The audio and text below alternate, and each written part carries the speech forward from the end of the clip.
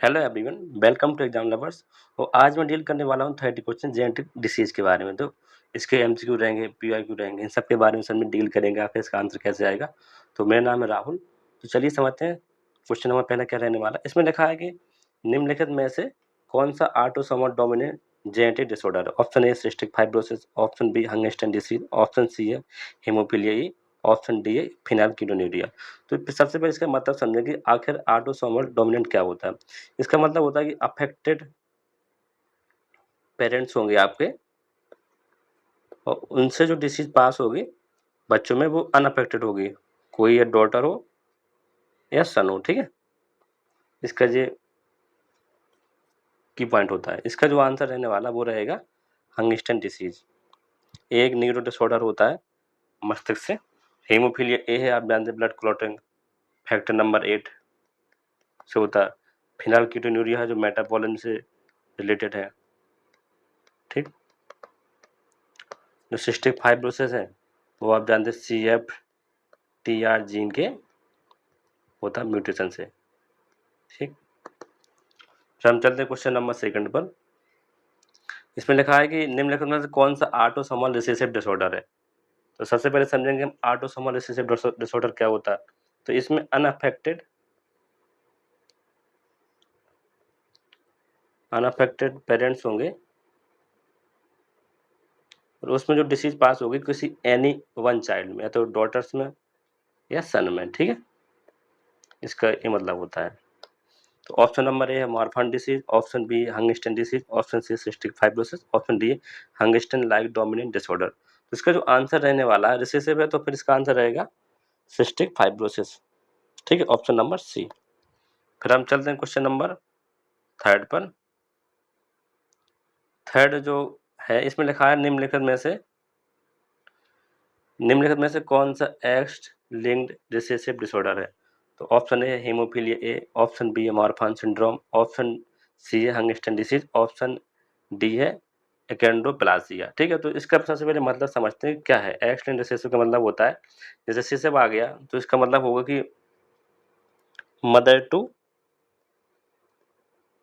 To sun disease पास होगी। ठीक है, ये आपको पैटर्न ध्यान देना है। इसमें फादर का रोल कोई नहीं होगा। ठीक, तो इसका जो आंसर रहने वाला है एक्स लिंक्ड रिसेसिव का वो रहेगा हीमोफीलिया ए। ठीक, ऑप्शन नंबर ए इसका रहने वाला आंसर। फिर हम चलते हैं क्वेश्चन नंबर फोर्थ पर। इसमें लिखा है कि कौन सा डिसऑर्डर ऑटोसोमल डोमिनेंट इनहेरिटेंस के साथ प्रोग्रेसिव नर्व डीजनरेशन दर्शाता है। तो ऑप्शन ए है cystic disease, option B Huntington disease, option C phenylketonuria, option D है थैलेसेमिया। जो टिस्टिक होता है वो तो है लाइसोसोमल स्टोरेज से। ठीक है, ये आपको ध्यान देने सब इसके की पॉइंट है।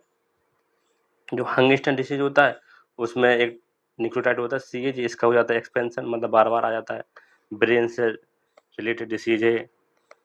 जो फिनाइलकीटोन्यूरिया है उसमें ये मोटा मेटाबॉलिज्म से रिलेवेंट है। ठीक, जो थैलेसेमिया है वो है बीटा ग्लोबिन चेन से, इसमें डिफेक्ट आ जाता है।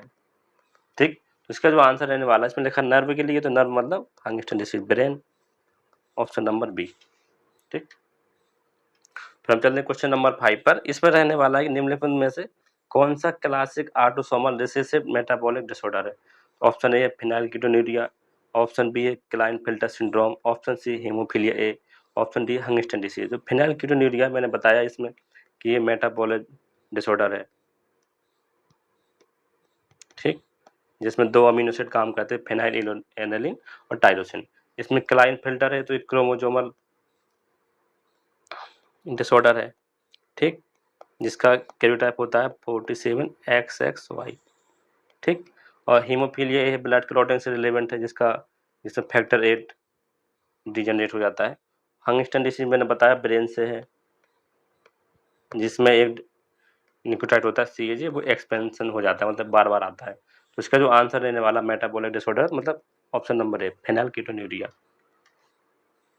फिर हम चलते हैं क्वेश्चन नंबर 6 पर। इसमें लिखा है कि पेडिग्री में अफेक्टेड इंडिविजुअल प्रत्येक जनरेशन में है और अफेक्टेड व्यक्ति का समानतः एक अफेक्टेड पेरेंट्स होता है। कौन सा इनहेरिटेंस पैटर्न सबसे लाइकली? अगर डोमिनेंट आता है तो वो हर एक पीढ़ी में आपको देखने को मिलेगा, मतलब कोई भी स्किप जनरेशन नहीं होगी। अगर रिसेसिव आता है कहीं तो उसमें एक जनरेशन स्किप हो जाती है, ठीक है? तो इसमें लिखा है कि हर एक जनरेशन में देखने को मिलेगा, तो इसका आंसर रहेगा option number C, autosomal dominant. ठीक, फिर क्वेश्चन नंबर हम 7 देखते हैं। इसमें लिखा है कि FPN1 जीन म्यूटेशन से होने वाला ऑटोसोमल डोमिनेंट डिसऑर्डर कौन सा है? ऑप्शन ए है मार्फन सिंड्रोम, ऑप्शन सी है सिस्टिक फाइब्रोसिस, ऑप्शन सी है tay डिसीज, ऑप्शन डी है एल्बिनिज्म। ठीक है, ये इसमें जो मेलानिन पिगमेंट होता है ज़्यादा हो जाता है, ठीक है, जिससे लोग देखें ना बहुत ज़्यादा व्हाइट सा जाते हैं, जिसको हम लेप्रोसी टर्म में लोग बोलते हैं। ठीक, टेसेक होता है लाइसोसोमल स्टोरेज से, सिस्टिक फाइब्रोसिस CFTR जीन के म्यूटेशन से होता है। तो मॉर्फन सिंड्रोम होता है, वो एक टाइप का मॉर्फन सिंड्रोम होता है एक, इसको मुझे याद नहीं आ रहा अभी। ठीक है, तो क्वेश्चन नंबर जो 7 का रहने वाला है इसमें लिखा है FBN1 मतलब ऑप्शन नंबर है। अच्छा, कनेक्टेड टिश्यू से रिलेवेंट है ये, ठीक है। कनेक्टेड टिश्यू में कुछ दिक्कत आ जाती है, उससे डिसीज हो जाती है। कभी कभार आपको बहुत जल्दी देखने को मिल जाएगी, कभी कभार इसको बहुत लेट मतलब एडल्ट में देखने को मिल सकती है, बेबी में देखने को मिल सकती है। इसमें एक प्रोटीन होती है फिब्रिल करके, फिब्रिलिन, ठीक है, जो कनेक्टिव टिश्यू में पाई जाती है, इसका डिफेक्ट हो जाता है। इसका आंसर रहेगा ए। फिर हम चलते हैं क्वेश्चन नंबर 8 पर। क्वेश्चन नंबर 8 क्या कह रहा है इसको देखते हैं। इसमें लिखा है डिस्ट्रोफिन डिफिशियंसी और एक्स लिंक्ड रिसेसिव इनहेरिटेंस किस डिसऑर्डर की विशेषता है? तो ऑप्शन ए है Becker muscular dystrophy, option B है मार्फन सिंड्रोम, ऑप्शन सी है Duchenne muscular dystrophy, option D है हंगिंगटन डिसीज। तो इसमें लिखा है डिस्ट्रोफिन, तो आप समझ जाएंगे डुचेन मस्कुलर डिस्ट्रोफी, यह एक ऑटोसोमल डोमिनेंट डिसीज है, sorry x linked recessive disease है। ठीक, यह एक एक्स लिंक्ड रिसेसिव डिसीज है, यह आपको ध्यान देना पड़ेगा। फिर चलते हैं क्वेश्चन नंबर 9 पर। इसमें लिखा है निम्नलिखित में से कौन सी इनहेरिटेंस मुख्यतः मैटरनल लाइन से होती है? जो मैटरनल लाइन होती है वो हमारे माइटोकॉन्ड्रिया से होती है, ठीक है। तो इसका आंसर रहने वाला, इसका ऑप्शन है वाई लिंक्ड इनहेरिटेंस, इसका तो होगा नहीं। ऑप्शन बी है mitochondria inheritance, option C X linked dominant inheritance, option D autosomal dominant inheritance. इसका आंसर रहने वाला है माइटोकॉन्ड्रिया इनहेरिटेंस, अगर मैटरनल आता है तो, ठीक है। फिर चलते हैं क्वेश्चन नंबर 10 पर। इसमें लिखा है कि कैरियोटाइप दिया गया है 45X, कैरियोटाइप किस क्रोमोसोमल डिसऑर्डर को दर्शाता है? तो क्लाइनफेल्टर ऑप्शन ए है, ऑप्शन बी है टर्नर सिंड्रोम, ऑप्शन सी है डाउन सिंड्रोम और option D Edward syndrome. Klinefelter syndrome का कैरियोटाइप होता है 47XXY, टर्नर सिंड्रोम इसका होता है 45XO या 45X होता है, ठीक। डाउन सिंड्रोम होता है, ये ट्राइसोमी से होता है 47 और क्रोमोसोम होता है इसमें 21 की ट्राइसोमी। ट्राइसोमी का जो फॉर्मूला होता है वो होता है 2n+1। अगर मोनोसोमी आता है कहीं पर तो मोनोसोमी का मतलब तो एक का लॉस हो गया, 2n-1, ठीक है। ट्राइसोमी एक का गेन हो जाता है क्रोमोसोम का। एडवर्ड सिंड्रोम है, ये भी एक ट्राइसोमी शो करता है, 47 इसका रहता है, एडवर्ड मतलब 18 क्रोमोसोम की ट्राइसोमी से होता है। तो इसका जो आंसर रहने वाला है इसमें लिखा है कैरियोटाइप एक्स 45X, तो टर्नर सिंड्रोम हो जाता है इसका आंसर। तो फिर चलते हैं क्वेश्चन नंबर 11 पर। एक कैरियोटाइप दिया गया है 47XXY, कैरियोटाइप किस डिसऑर्डर की विशेषता है?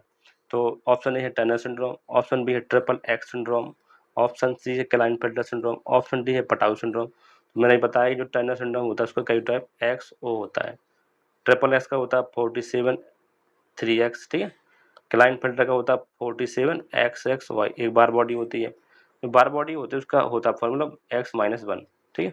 अगर एक्स को हम माइनस कर देंगे तो निकल आएगा। पटाउ होता है 13 क्रोमोसोम 47 ट्राइसोमी, ठीक है। तो इसका देखा है तो इसका आंसर हो जाएगा सी, क्लाइनफेल्टर सिंड्रोम। फिर चलते क्वेश्चन नंबर 12 पर। इसमें लिखा है क्रोमोसोम 21 की ट्राइसोमी से कौन सा डिसऑर्डर होता है? ऑप्शन है Edward syndrome, option B Patau syndrome, option C है डाउन सिंड्रोम, ऑप्शन डी है टर्नर सिंड्रोम। तो मैंने बताया एडवर्ड सिंड्रोम होता है वो 21 से होता है, पटाव होता है 13 क्रोमोसोम से, डाउन होता है 18 क्रोमोसोम से, जो टर्नर होता है ये होता है 45 एक्सो से। तो इसका जो आंसर रहने वाला 21 मतलब एडवर्ड सिंड्रोम इसका आंसर हो जाएगा, ऑप्शन नंबर ए। फिर हम चलते हैं क्वेश्चन नंबर 13 पर। इसमें लिखा है क्रोमोसोम 18 की ट्राइसोमी से कौन सा डिसऑर्डर होता है। ऑप्शन ए है पटाव सिंड्रोम, ऑप्शन बी है एडवर्ड सिंड्रोम, ऑप्शन सी है डाउन सिंड्रोम, ऑप्शन डी है क्लाइनफेल्टर सिंड्रोम। तो पटाव तो होता है 13 क्रोमोसोम से, एडवर्ड होता है 18, डाउन होता है 21 क्रोमोसोम से, क्लाइनफेल्टर वो होता है कैरियोटाइप 47 XXY। तो इसका जो आंसर रहने वाला 18 दिया है मतलब एडवर्ड सिंड्रोम हो जाएगा आंसर, ऑप्शन नंबर बी। फिर हम चलते हैं क्वेश्चन नंबर 14 पर। इसमें देखते हैं कि क्रोमोसोम 13 की ट्राइसोमी से कौन सा डिसऑर्डर होता है।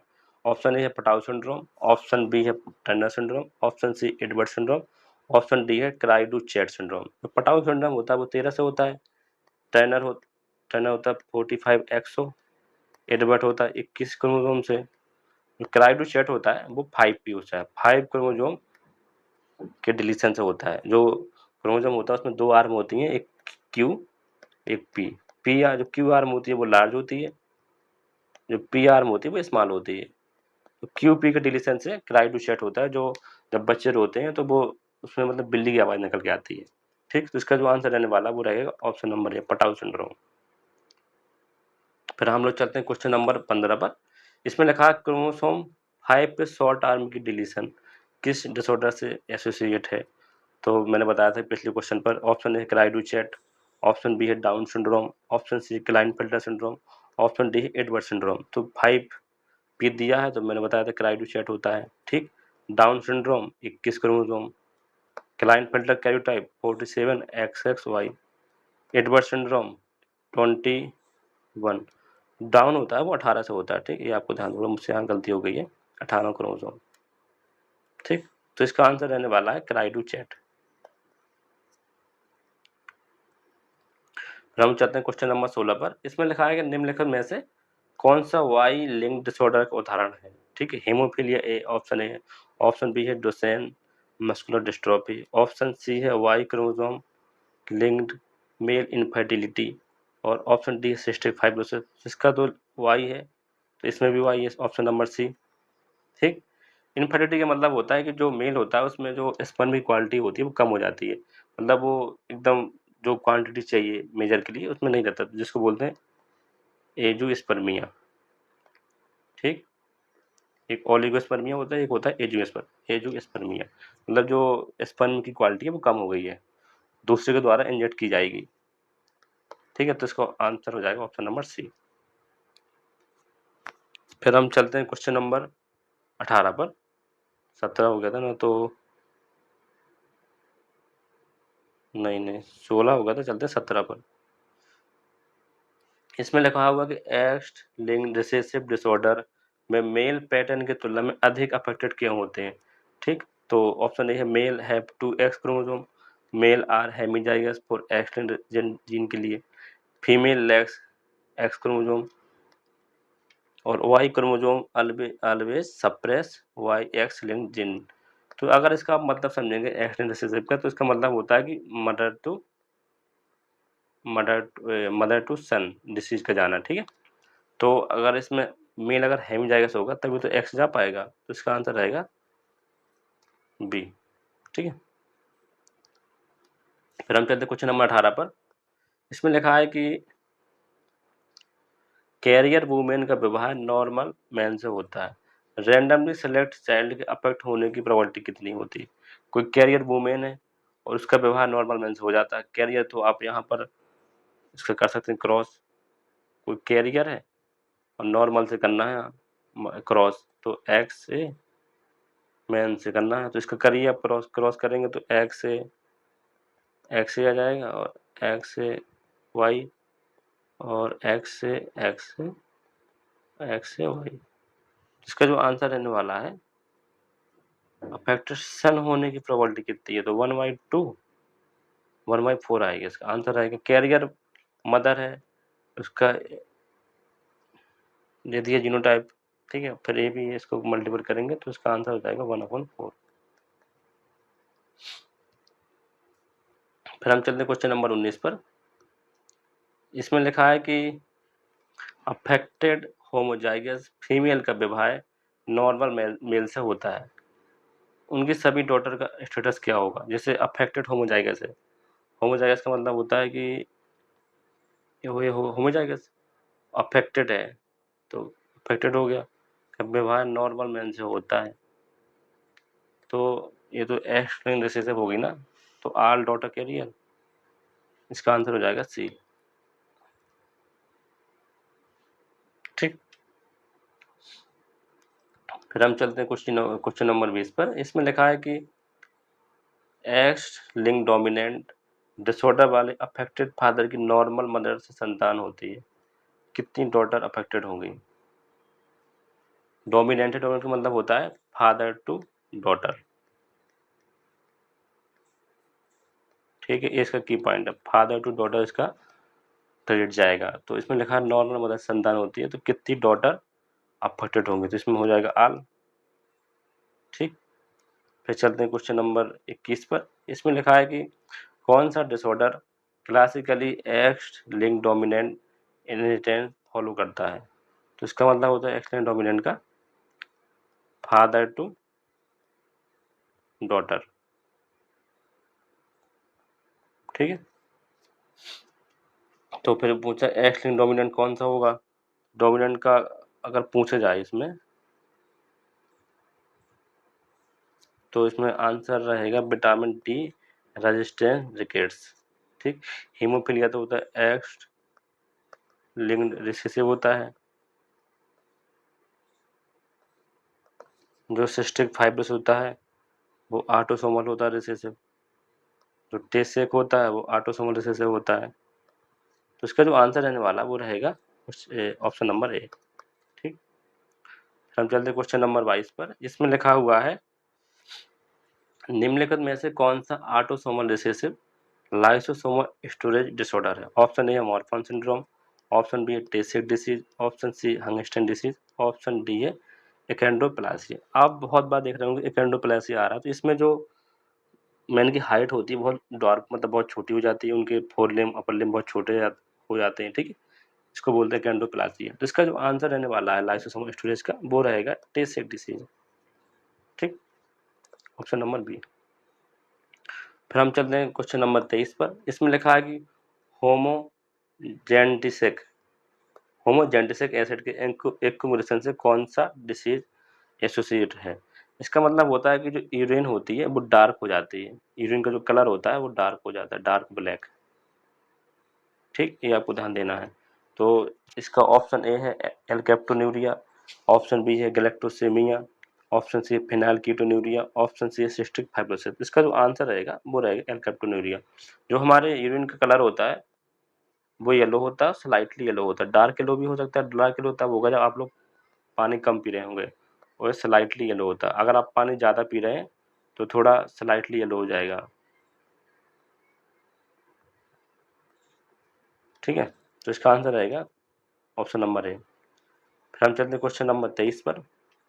इसमें लिखा है ग्लैक्टोज मेटाबॉलिज्म की इनएबिलिटी और ऑटोसोमल रिसेसिव इनहेरिटेंस किस डिसऑर्डर की विशेषता है? ऑप्शन ए है मॉर्फन सिंड्रोम, ऑप्शन बी है गैलेक्टोसेमिया, ऑप्शन सी है हंगस्टन डिसीज, ऑप्शन डी है हीमोफीलिया। तो इसका जो आंसर रहने वाला वो रहेगा गैलेक्टोसेमिया। ठीक, ऑप्शन नंबर बी। फिर हम लोग चलते क्वेश्चन नंबर 25 पर। इसमें लिखा है कि निम्नलिखित में से कौन सा ऑटोसोमल रिसेसिव हीमोग्लोबिन डिसऑर्डर है? Option A sickle cell anaemia, option B है हीमोफीलिया, ऑप्शन सी है Marfan syndrome, option D Huntington disease. तो इसमें लिखा है ऑटोसोमल रिसेसिव हीमोग्लोबिन, ठीक है, तो इसका आंसर हो जाएगा सिकल सेल डिसीज। ठीक, हीमोफीलिया तो पता ही है आपको कि एक्स लिंक्ड रिसेसिव है, मॉर्फन सिंड्रोम है वो डोमिनेंट है, जो हंगस्टन डिसीज है वो भी ऑटोसोमल डोमिनेंट है। तो इसका जो आंसर हो जाएगा वो हो जाएगा ऑप्शन नंबर ए।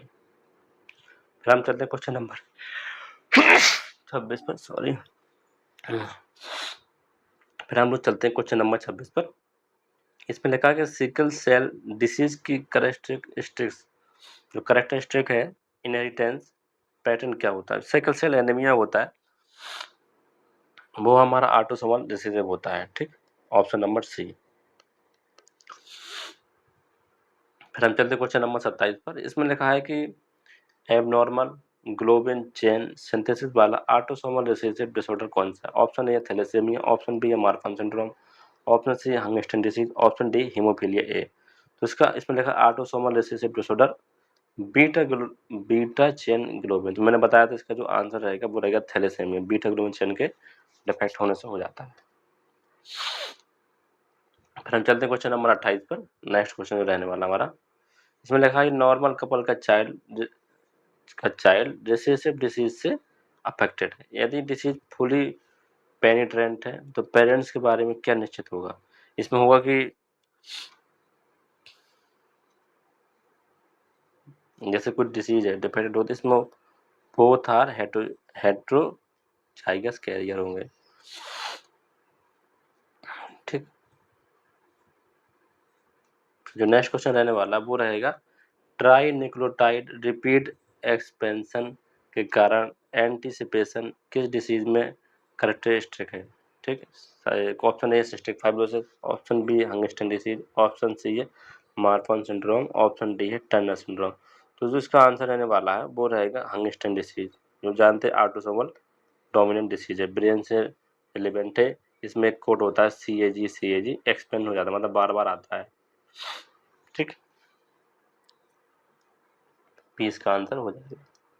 तो जो नेक्स्ट अंतिम क्वेश्चन रहने वाला है वो रहेगा हमारा FMR1 जीन में CGG रिपीट एक्सपेंशन किस डिसऑर्डर से होता है? तो option A fragile X syndrome, option B है डाउन सिंड्रोम, ऑप्शन सी है टर्नर सिंड्रोम, ऑप्शन डी है पटाउ सिंड्रोम।